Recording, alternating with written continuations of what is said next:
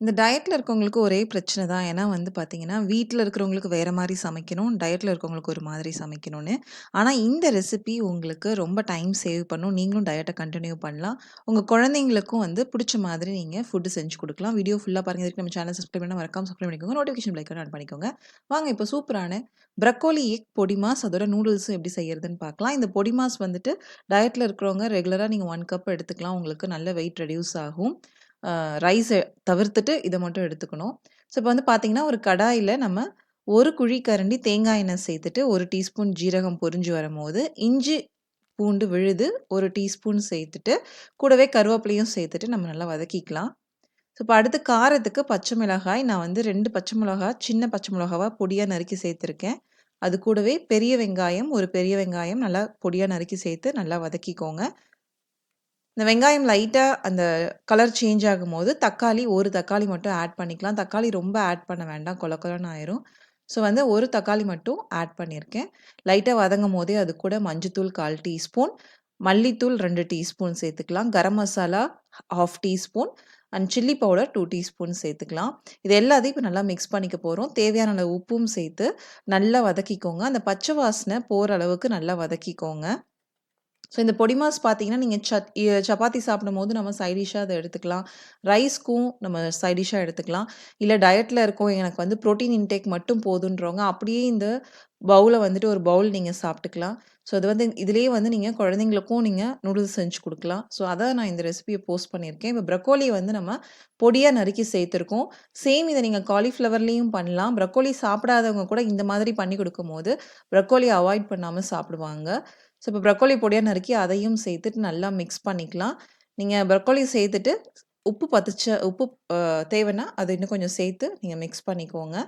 காரமும் உங்களுக்கு தேவையான அளவு சேர்த்துக்கோங்க. இல்லன்னா பெப்பர் கூட நீங்க சேர்த்துக்கலாம். பெப்பர் பவுடர் சேர்த்தீங்கனாலும் உங்களுக்கு நல்லாருக்கும். இப்போ நல்லா ஒரு 5 மினிட்ஸ் நல்லா வதக்குனதுக்கப்புறம், எக் வந்துட்டு 3 எக் சேர்த்துக்கலாம். ஸோ எக்கையும் சேர்த்துட்டு நல்லா மிக்ஸ் பண்ணி விட்டுட்டு, நல்லா வந்து உதிரி உதிரியா வர அளவுக்கு நம்ம கிளற போறோம். ஸோ வந்து பார்த்தீங்கன்னா, ப்ரக்கோலி உங்களுக்கு வெந்திருக்கும்.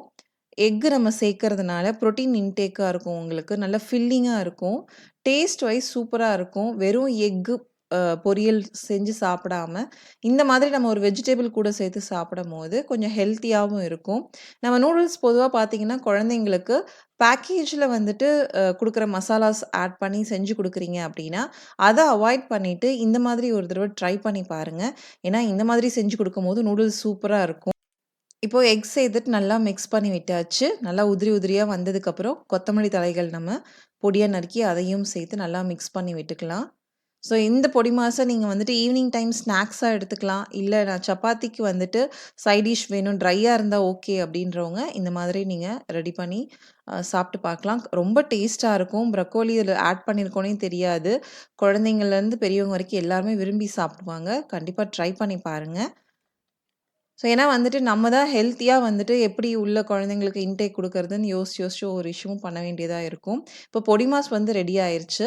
ஸோ இது வந்து நான் ஒரு பவுல்ல தனியா எடுத்து வச்சுட்டு, நூடுல்ஸ்க்கு தேவையான அளவு கொஞ்சமா வந்து பொடி மாஸ் எடுத்துட்டு, அது கூட வந்து நூடுல்ஸ தனியா வேக வச்சு எடுத்திருக்கேன். ஸோ இது வந்து பார்த்தீங்கன்னா, நீங்க நெறைய மில்லட்ஸ் நூடுல்ஸ் கூட ஷாப்ஸ்ல இப்ப கெடைக்குது. ஸோ அந்த மாதிரி நூடுல்ஸ் வாங்கி நீங்க குடுக்கலாம். இல்லன்னா வந்துட்டு நார்மல் நம்ம மேகி நூடுல்ஸ்க்கே நீங்க வந்துட்டு என்ன பண்ணலான்னா, தண்ணீல கொதிக்க வச்சு, இந்த மாதிரி தனியா பாயில் பண்ணி எடுத்துக்கலாம்.